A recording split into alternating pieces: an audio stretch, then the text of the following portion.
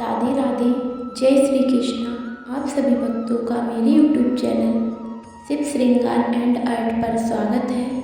आज मैं भाई दूज की कहानी सुना रही हूँ, तो सभी लोग ध्यान से सुनिए। राधे राधे। एक बुढ़िया माई थी, उसके 7 बेटे और एक बेटी थी। बेटी की शादी हो चुकी थी। जब भी उसकी बेटी की शादी होती थी, फेरों के समय एक नाग आता और उसकी बेटी को दर्श लेता। बेटे की वही मृत्यु हो जाती और बहू विधवा हो जाती। इस तरह उसके 6 बेटे मर गए। 7वें की शादी होनी बाकी थी। इस तरह अपने बेटों के मर जाने के दुख से बूढ़ी माई रो रो कर अंधी हो गई थी। भाई दूज आने को हुई तो भाई ने कहा कि बहन से तिलक कराने जाऊंगा। माँ ने कहा ठीक है बेटा। उधर जब बहन को पता चला कि उसका भाई आ रहा है तो खुशी से पागल होकर पड़ोसन को गई और पूछने लगी कि जब बहुत प्यारा भाई घर आए तो क्या बनाना चाहिए। पड़ोसन उसकी खुशी को देखकर जल भुन गई और कह दिया कि दूध से रसोई लेप, घी में चावल पका। बहन ने ऐसा ही किया। उधर भाई जब बहन के घर जा रहा था तो उसे रास्ते में सांप मिला। सांप ने उसे डसने को हुआ। भाई बोला तुम मुझे क्यों डस रहे हो। सांप बोला मैं तुम्हारा काल हूँ और मुझे तुमको डसना है। भाई बोला मेरी बहन मेरा इंतज़ार कर रही है। मैं जब तिलक करा के वापस लौटूंगा जब तुम मुझे डस लेना। सांप ने कहा भला आज तक कोई अपनी मौत के लिए लौट के आया है जो तुम आओगे। भाई ने कहा अगर तुझे यकीन नहीं तो तू मेरे झोले में बैठ जा। जब मैं अपनी बहन के तिलक कर लूँ तब तू मुझे डस लेना। सांप ने ऐसा ही किया। भाई बहन के घर पहुंच गया। दोनों बहुत खुश हुए। भाई बोला बहन जल्दी से खाना दे, बड़ी भूख लगी है। बहन क्या करे, ना तो दूध की रसोई सूखे ना ही घी में चावल पके।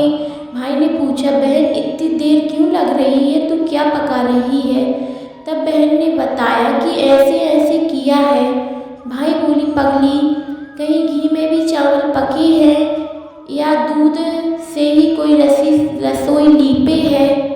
गोबर से रसोई लीप, दूध में चावल पका। बहन ने ऐसा ही किया। खाना खा कर के भाई को बहुत जोर की नींद आने लगी। इतने में बहन के बच्चे आ गए। बोले मामा मामा हमारे लिए क्या लाए हो। भाई बोला मैं तो कुछ नहीं लाया। बच्चों ने वह झूला ले लिया जिसमें सांप था। जैसे ही उसे खोला उसमें से हीरे का हार निकला। बहन ने कहा भैया तुमने बताया नहीं कि तुम मेरे लिए इतना सुंदर हार लाए हो। भाई बोला बहना तुझे पसंद है तो तू ले ले, मुझे हार का क्या करना। अगले दिन भाई बोला अब मुझे जाना है, मेरे लिए खाना रख दे। बहन ने उसके लिए लड्डू बना के एक डिब्बे में रख दिए। भाई कुछ दूर जाकर थक कर एक पेड़ के नीचे सो गया। उधर बहन के बच्चे जब को भूख लगी तो माँ से कहा कि खाना दे दो। माँ ने कहा खाना अभी बनने में देर है। तो बच्चे बोले कि मामा को जो रखा है वही दे दो। तो भाई बोली कि लड्डू बनाने के लिए बाजरा पीसा था, वही बचा पड़ा है, चक्की में जाकर खा लो। बच्चे ने देखा कि चक्की में तो सांप की हड्डियाँ पड़ी हैं। यही बात माँ को आकर बताई तो माँ बावड़ी सी होकर भाई के पीछे भागी। रास्ते वाले लोगों से पूछती कि किसी ने मेरा गैल बटोई देखा, किसी ने मेरा बावड़ा सा भाई देखा। तब एक ने बताया कि कोई लेटा तो है पेड़ के नीचे, देख लो वहीं तो नहीं। भागी भागी पेड़ के नीचे पहुंची, अपने भाई को नींद से उठाया। भैया भैया कहीं तूने मेरे लड्डू तो नहीं खाए।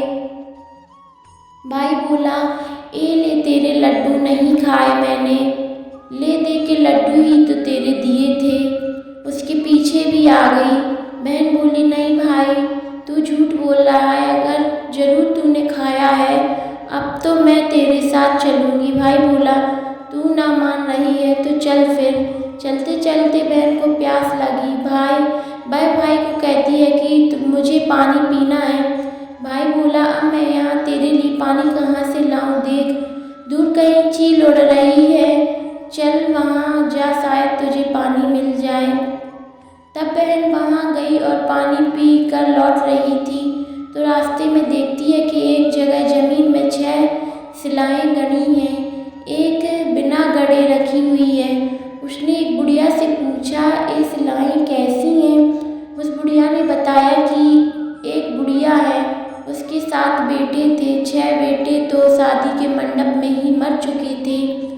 उनके नाम की ये शिलाएँ ज़मीन में गड़ी हैं। अभी 7वीं की शादी होनी बाकी है। जब उसकी शादी होगी वह भी मंडप में ही मर जाएगा, तब यह 7वीं शिला भी ज़मीन में गड़ जाएगी।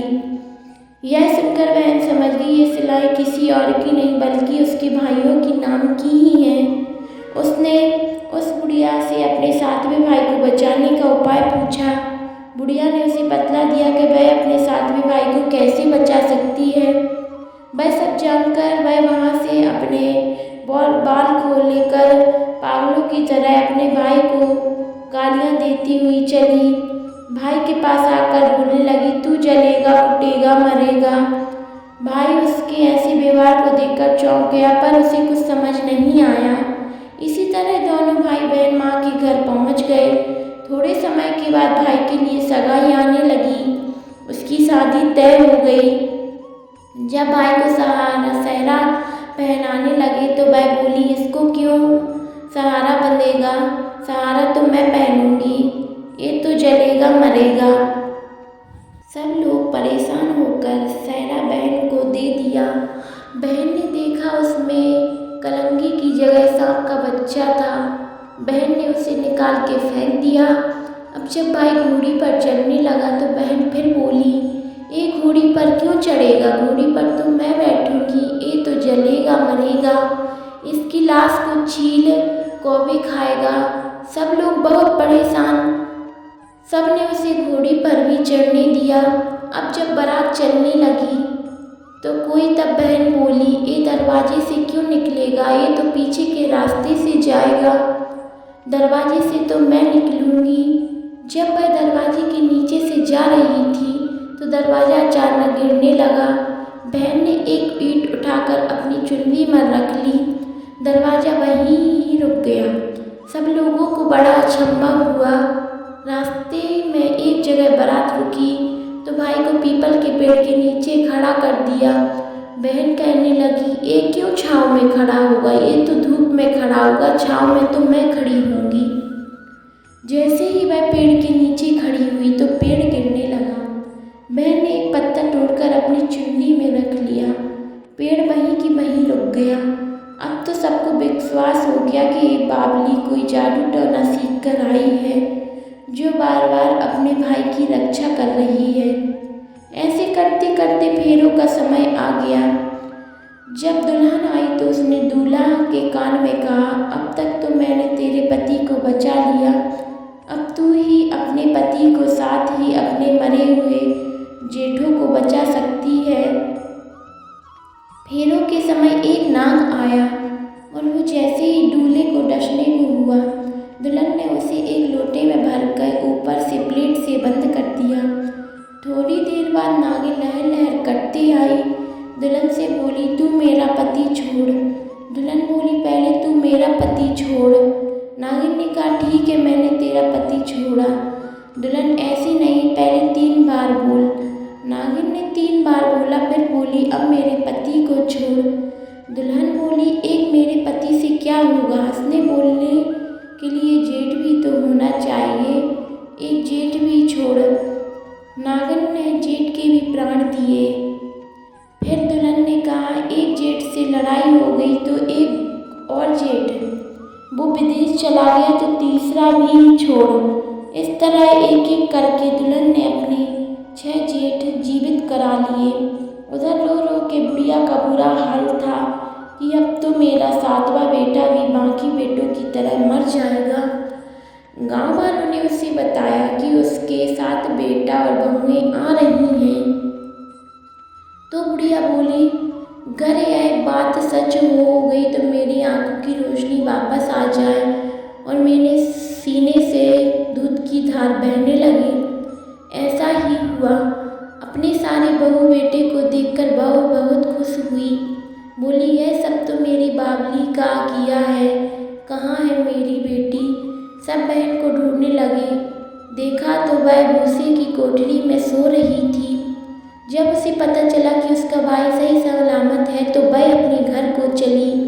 उसके पीछे पीछे सारी लक्ष्मी भी जाने लगी। बुढ़िया ने कहा, बेटी पीछे मुड़ के देख, तू सारी लक्ष्मी ले जाएगी तो तेरे भाई भाभी क्या खाएंगे। तब बहन ने पीछे मुड़ के देखा और कहा, जो माँ ने अपने हाथों से दिया वह मेरे साथ चल। बाद बाकी का भाई भाभी के पास रहे। इस तरह की बहन ने अपने भाई की रक्षा की। ऐसे ही सभी की रक्षा पूरी हो। राधे राधे। जय श्री कृष्णा। आप सभी भक्तों को कहानी अच्छी लगी हो तो लाइक, कमेंट, शेयर, सब्सक्राइब जरूर करिएगा। जैसे ही शिव जी ने सभी की मनोकामनाएं पूरी की, ऐसी ही आप सभी की भी मनोकामनाएं जरूर पूरी हों। बोलिए राधे राधे।